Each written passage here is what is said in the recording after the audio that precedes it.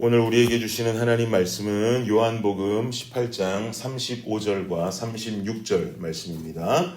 우리 함께 읽겠습니다. 시작. 베드로가 대답하되 내가 유대인이냐 내 나라 사람과 대제사장들이 너를 내게 넘겼으니 아닌가요? 빌라도. 죄송해요. 빌라도죠. 죄송합니다. 시작. 빌라도가 대답하되 내가 유대인이냐 내 나라 사람과 대제사장들이 너를 내게 넘겼으니 내가 무엇을 하였느냐. 예수께서 대답하시되 내 나라는 이 세상에 속한 것이 아니니라. 만일 내 나라가 이 세상에 속한 것이었더라면 내 종들이 싸워 나로 유대인들에게 넘겨지지 않게 하였으리라. 이제 내 나라는 여기에 속한 것이 아니니라. 아멘. 야, 이게 써진 것도 못 읽으니 이거 어떡합니까? 이 빌라도를 베드로라고 그러고, 제가 예전에 설교할 때 삼손, 다윗이 돌멩이를 던져서 삼손을 죽였다고 설교한 적도 있어요. 참 큰일입니다.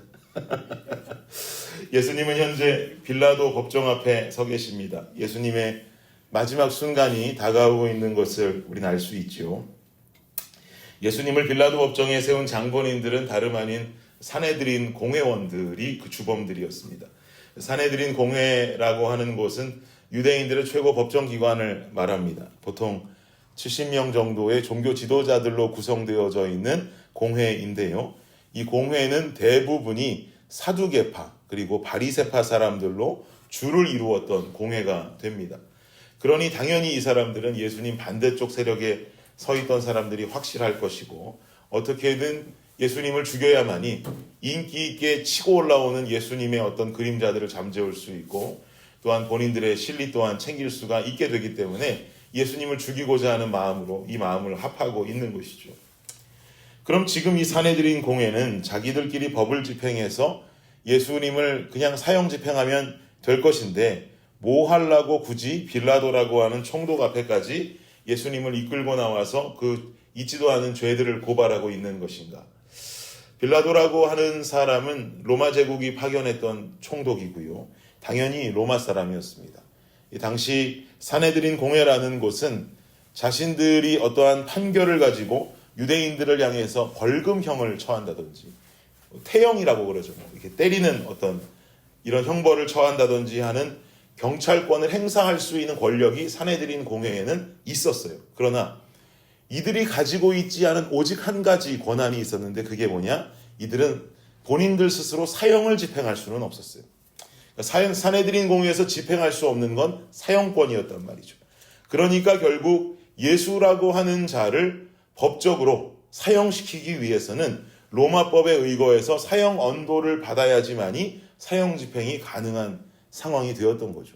그래, 예수님 벌금 먹이고 때려서 쫓고 하려면 굳이 이런 일까지 안 해도 되는데, 지금 이 산헤드린 공회가 빌라도 총독에게까지 예수님을 끌고 갔다라고 하는 것은 죽이려고 끌고 갔다 이 말입니다.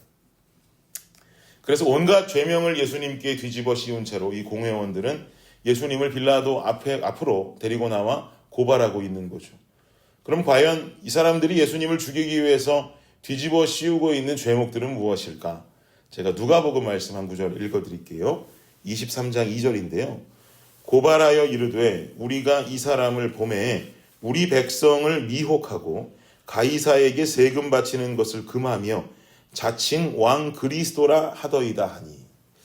여기에 보면 크게 한 세 가지 정도의 죄목을 우리는 좀 발견할 수 있는데요. 첫 번째 죄목은 이 예수가 우리 유대인들을 미혹했다는 거예요. 미혹했다. 그리고 두 번째 죄목은 가이사, 즉 로마 황제에게 세금 바치는 걸 하지 말라고 금지시켰다. 세 번째는 자기 자신을 자칭 그리스도, 메시아라고 일컬었다라고 말하는 거죠. 이 모든 죄목들은 사실 모두 다 사실이 아닌 것이 당연하고요. 잘 보면 예수님을 사형 집행시키기 위해서 만들어낸 그냥 맞춤형 죄목이다라는 걸 알 수가 있습니다. 하나하나 볼까요? 첫 번째, 예수님이 유대인들을 미혹했다. 여러분, 예수님은 유대인들을 미혹한 적이 없습니다. 여기서 미혹한다는 말에 담겨져 있는 의미는요, 유대인들을 미혹해서 로마 당국과 맞서 싸우게 만든다라고 하는 말이에요. 그러니까 즉 고발하고 있는 첫 번째 죄목은 예수님이 자칫 너희 나라에 밀란을 일으킬 수 있는 주된 세력이 될 수 있다라고 지금 고발하는 거죠. 여러분, 예수님이 유대민족들에게 로마 당국에 맞서서 밀란을 일으키라고 주동하신 적이 있습니까? 전혀 그러신 적 없어요. 왜냐하면 예수님께서 이 땅에 오신 목적 자체가 로마랑 싸우기 위해서 오신 게 목적이 아니었기 때문이죠. 유대인 민족의 독립을 이루고자 이 땅에 오신 것은 아니었기 때문에 예수님은 이런 가르침을 주실래야 주실 수도 없어요. 예수님이 이 땅에 오신 이유는 사랑하는 하나님의 자녀들을 사망에서 생명으로 구원하시기 위해서 오신 것이지 다른 왕이나 황제와 같은 칭송을 받기 위해서 오신 것이 아니란 말입니다. 그런데 이렇게 죄를 뒤집어 씌우면서 예수님께서 로마 당국의 아주 위협적인 인물처럼 그들 나라에 테러를 일으킬 테러범처럼 말하면서 사형해야 한다고 강조하고 있는 거죠. 두 번째로는 또 무슨 말을 했다고 그랬습니까? 로마 황제에게 세금 바치는 것을 하지 말라고 금했다. 이건 진짜 여러분 잘 아시는 것처럼 명백한 허위 사실입니다. 예수님은 분명히 말씀하시기를 뭐라고 하셨어요? 하나님의 것은 하나님께, 가이사의 것은 가이사께 드리라고 말씀하셨어요. 이것을 완전히 거짓으로 꾸며서 고함으로 말미암아서 세금도 내지 못하게 만드는 로마의 역적임을 강조하고 있는 거죠. 실상 이런 일을 자행하던 자들은 예수님 아니고요. 예수님 고발하고 있는 바리새인들이 잘하던 짓이었거든요. 로마로부터 이스라엘의 독립을 간절히 원했고 바라던 자들이 바리새인들이었단 말이죠. 그래서 이 사람들은 로마로 나가는 세금들에 대한 인식을 좋게 가질 수 없는 자들이었어요. 그런데 이러한 일을 예수님이 하셨다고 뒤집어 씌우면서 자신들이 주장하던 것을 잘못된 것이라고 스스로 비겁하게 비하하는 상황을 만들어내고 있는 것입니다. 지금 우리 신약 성경 스케치 수업 들으시는 분들은 더 이해가 잘 되실 거예요. 우리가 바리새파 사두개파 공부할 때 배우지 않았습니까? 바리새파 사람들이 이렇게 지금 로마 가이사에게 황제에게 세금 바치는 걸 거부했으니 이 사람 죽여야 됩니다라고 말할 수 있을 만한 그런 어떤 환경의 사람들이 아니에요. 그런데 그야말로 예수만 죽일 수 있다면 이 지금 사내들인 공회 안에 있는 바리새인들은요, 그냥 예수만 죽일 수 있다면 자존심이고 뭐고 필요 없는 겁니다. 예수 죽이는 데만 혈안이 되어 있어요. 세 번째는요, 자신을 자칭 그리스도 메시아라고 말했다. 이거는 아주 틀린 말이라고 볼 수는 없습니다. 예수님께서도 그렇게 말씀하셨죠. 다만 그들이 생각하는 메시아, 구원자의 모습과는 전혀 다른 모습으로 이 땅에 오신 것 자체를 모르는 거죠. 예수님이 이 땅에 오심은 사망에 거할 내 생명을 구하기 위해 오신 것이지 로마 무찌르고 이스라엘을 세계 강대국으로 만들고자 함이 아니었다는 것을 우린 잘 알고 있습니다. 아까도 말씀드렸다시피 사실 메시아의 오심을 기다리면서 유대인들의 독립을 원했던 사람들은 공회원들, 그중에도 바리새인들이었어요. 유대의 독립을 꾀하고 로마 정부로의 세금을 반대해야 했던 인물들은 그들입니다. 사실상 예수님을 고발한 이 내용들이 모두 다 진실이라고 한다면 유대인들의 환심을 사야 할 일이지 도리어 로마를 향해서 사실 이것은 고발할 내용이 아니란 말이죠. 그러나 그들은 예수님을 불법자로 몰고 있습니다. 예수님 죽음을 위해서든 뭐든 할 것 같습니다. 그리고 사내들인 공회 안에는 사두개파와 바리새파라고 하는 물과 기름과도 같은 자들, 섞일 수가 없는 자들, 한마음으로 힘을 합칠 수 없는 자들이 예수님 죽이는 데는 어떻게도 이렇게 잘 연합하고 한마음으로 묶여 있는지 너무나도 통탄스러운 일이죠. 이러한 상황들 속에서 모든 죄의 고함을 들은 빌라도가 예수님께 질문합니다. 35절 한번 보시겠습니까? 35절 함께 한번 읽어볼까요? 시작. 빌라도가 대답하되 내가 유대인이냐? 내 나라 사람과 대제사장들이 너를 내게 넘겼으니 내가 무엇을 하였느냐? 빌라도는 예수님께 도대체 네가 뭘 했느냐 이 말이에요. 네가 도대체 무슨 잘못했길래 저자들이 저렇게 너를 죽이기 위해서 혈안이 되어 있냐는 거죠. 빌라도가 들어봐도 알겠는 거예요. 이거 죽이고자 혈안이 되어 있구나라는 것을 알겠는 거죠. 그러자 예수님 대답하십니다. 예수님 절대 핑계대지 않으세요. 36절 말씀 한번 보시겠습니까? 시작. 예수께서 대답하시되 내 나라는 이 세상에 속한 것이 아니니라. 만일 내 나라가 이 세상에 속한 것이었더라면 내 종들이 싸워 나로 유대인들에게 넘겨지지 않게 하였으리라. 이제 내 나라는 여기에 속한 것이 아니니라. 아멘. 예수님의 대답은 마치 동문서답처럼 들립니다. 이게 무슨 말인가 싶죠. 예수께서 대답하시되 내 나라는, 내 나라라고 하는 말은 하나님 나라를 말하겠죠. 하나님의 나라는 세상에 속하지 않았다는 거예요. 세상에 속하지 않았다. 즉 하나님의 나라는 세상이 보는 세상의 눈과 세상이 보는 세상의 기준으로 이해할 수 있는 영역이 아니다라는 거죠.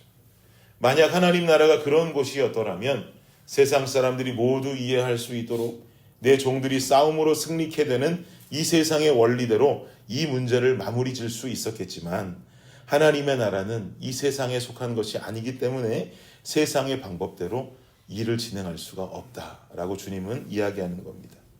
어쨌든 예수님의 말씀은 하나님의 나라는 세상의 이치대로 좌지우지할 수 있는 것이 아니라는 동문서답을 하고 있는 것처럼 보여지는 것이죠. 그러나 우리는 당연히 이 대답의 의미를 알고 있어야만 합니다. 지금 내 안에 있는 어떤 감정과 행동으로 아버지 하나님의 뜻을 거스를 수는 없다. 나는 아버지의 사랑하는 아들과 딸들을 위해서 저들이 하는 말이 도무지 알 수 없는 말이라 할지라도 십자가로 올라가겠노라 라고 하는 결연한 의지가 담겨 있다고 우리는 볼 수 있어야 합니다. 우리는 이렇게 이해할 수 있어야 되는 거예요. 왜요? 이어지는 말씀 보십시오. 37절입니다. 시작. 빌라도가 이르되 그러면 내가 왕이 아니냐? 예수께서 대답하시되 내 말과 같이 내가 왕이니라. 내가 이를 위하여 태어났으며 이를 위하여 세상에 왔나니 곧 진리에 대하여 증언하려 함이로라. 무릇 진리에 속한 자는 내 음성을 듣느니라 하신대. 아멘. 빌라도는 예수님 사명에 대한 설명을 이해하지 못한 것이죠. 그 이유는 예수님 말씀에 의거하면 빌라도 본인도 진리에 속한 자가 아니라 세상에 속한 자이기 때문입니다. 이해할 수 없어요. 그러나 여기 모인 우리 모두는 다 진리에 속한 예수님의 자녀들인 줄을 믿습니다. 우리가 진리에 속한 자라고 한다면 우리는 이 예수님의 대답을 십자가를 향한 결연한 의지요, 사랑하는 자녀를 향한 탐복할 만한 사랑임을 깨달을 수 있어야 하는 것이 옳습니다. 저는 오늘 말씀을 대하면서 오늘을 살아가는 우리가 가져야 할 적용점을 좀 우리 공동체로 가져오기를 원하는데요. 블레싱 공동체는 진리 안에 속한 자들이 모여서 구성된 하나님의 나라 공동체입니다. 오늘 말씀을 우리 공동체에 그대로 가져와서 적용하면 한마디로 이렇게 우린 이야기할 수 있을 것입니다. 세상의 방법 안에 블레싱 교회를 가두어서는 안 됩니다. 하나님의 나라는 세상에 속하지 않았다고 예수님 말씀하셨어요. 우리 블레싱 공동체는 세상에 속하지 않았습니다. 그러나 사단은 우리를 공격하기를 세상의 잣대와 세상의 기준들을 우리 공동체 안으로 가지고 들어오게 만듭니다. 그래야 맞는 것이 아니냐고 이야기하고요. 그래야 상식이 아니냐고 말하고요. 그래야 이치에 맞지 않느냐고 우리를 유혹합니다. 저는 우리 블레싱 공동체가요. 기도보다 성령보다 앞서지 않는 공동체가 되기를 예수님 이름으로 축복합니다. 우리가 이 기준을 목숨 걸고 지키지 않으면 순식간에 블레싱 공동체는 영혼 사역하는 교회가 아니라 영혼 사업하는 회사가 되어버리고 맙니다. 제가 이 사역 개척하고 해보니까요. 사역과 사업은 정말 중요한 한 끗 차이더라고요. 이거 자칫하면 사업으로 금세 넘어가 버리겠더라고요. 그러니 기도함으로 깨어있지 못하고 성령 안에 깨어있지 못하고 공동체가 주님 안에 깨어있지 못하면 이거 우리가 사역 가장한 사업할 수 있어요. 이거 큰일 나는 겁니다. 세상이 이해할 수 있는 교회의 모습이 되면 이거 무언가 굉장히 이해가 되고 올바른 교회 같아질지 모르겠지만 실상은 그렇지가 못한 것이죠. 그래서 이 새벽에 기도하기 위해서 이 자리에 모여있는 우리 블레싱 교회의 새벽 기도하는 이 모임이 저는 우리 교회의 귀한 동력이 되는 줄을 믿습니다. 또 이 말씀을 온라인으로 들으시면서 이 하루를 시작하실 때 주님 붙잡고 교회 공동체를 위해서 두 손을 모으시는 성도님들의 그 시간과 그 기도가 우리 블레싱 공동체 또한 중요한 동력이 되는 줄을 믿습니다. 기도하는 동력이 있을 때 성령이 이 공동체를 운행하시는 거예요. 그러니 우리는 순리를 따라서 성령의 운행하심에 순종하면서 그 배에 올라타기만 하면 되는 것이죠. 성도 여러분들께 제가 강력하게 부탁드립니다. 여러분 기도하는 시간과 그 기도하는 자리를 어디가 되었든 이곳이 되었든 어디 여러분 방의 골방이 되었든 반드시 지켜주시기를 부탁드립니다. 그리고 여러분의 기도만 하고 기도 마치지 마십시오. 망망대해를 운항하고 있는 이 블레싱 공동체를 위해서 꼭 기도해 주십시오. 그리고 제가 여러분께 부탁드리고 싶은 건 부족한 저를 위해서도 꼭 기도해 주시기를 부탁드립니다. 그래서 제 아무리 파도와 풍랑이 일어난다 할지라도 성령이 운행하시면 거친 파도는 잠잠하게 될 줄 믿습니다. 예수께서 이르시되 어찌하여 무서워하느냐 믿음이 작은 자들아 하시고 곧 일어나사 바람과 바다를 꾸짖으시니 아주 잔잔하게 되거늘 그 사람들이 놀랍게 여겨 이르되 이 이가 어떠한 사람이기에 바람과 바다도 순종하는가 하더라. 우리가 운항하고 있는 그 거친 파도도 주님께서 그 핸들을 붙잡으시면 그 망망대해 속에 불어오는 파도와 바람도 모든 것이 다 멈추게 될 줄을 믿습니다. 우리가 그 바닷물을 멈추지 못한다 할지라도 주님께서는 그 바다 위를 우리로 하여금 걷게 하실 수 있는 능력의 하나님인 줄을 믿습니다. 이러한 안전한 항해 속으로 기도하며 성령의 인도함을 따르며 그것을 우선적으로 여기며 운항할 수 있는 우리 블레싱 교회요, 그리고 여러분 각자 개인의 교회의 삶이 될 수 있기를. 그래서 세상과 타협하지 아니하고 세상에 속한 블레싱 공동체 개인의 교회가 아니라 도리어 세상 속의 빛과 소금된 역할로 거룩한 분별됨을 나타낼 수 있는 우리 개인의 교회요, 블레싱 교회가 될 수 있기를 예수님의 이름으로 축복합니다. 기도하겠습니다. 주님 감사합니다. 세상은 우리에게 이해되는 공동체가 되어야 한다 말하지만 우리는 그 세상의 가르침이 기도보다 앞설 수 없고 우리는 그 세상의 논리라고 하는 것이 성령의 인도하심보다 앞설 수 없는 공동체가 되기를 간절히 원합니다. 기도함 가운데 성령의 이끄심 가운데 도저히 이해할 수 없는 일이라 할지라도 우리가 전진해야 할 때는 전진하고 왜 멈춰야 하는지 도저히 이해할 수 없을 때라도 주님께서 멈추라 하시면 멈출 수 있는 아버지 하나님이 중심된 귀한 블레싱 공동체가 되게 하여 주시옵소서. 그런 공동체가 되기 위해서는 우리 개인의 교회가 그런 삶을 먼저 살아가야 할 줄을 믿습니다. 그런 사람들이 모여져 있는 이 공동체는 아무런 걱정할 것이 없는 안전하고 건강한 공동체가 될 수 있는 줄을 믿습니다. 아버지께서 함께 하여 주시고 망망대해 속을 떠내려가는 어떤 선장 없는 이 공동체의 배가 아니라 예수님이 선장되셔서 안전하고 파도 속에서도 거침없이 항해할 수 있는 우리 블레싱 공동체가 될 수 있도록 주님 역사하여 주시옵소서. 감사합니다. 이 모든 말씀 예수님의 이름으로 기도드립니다. 아멘.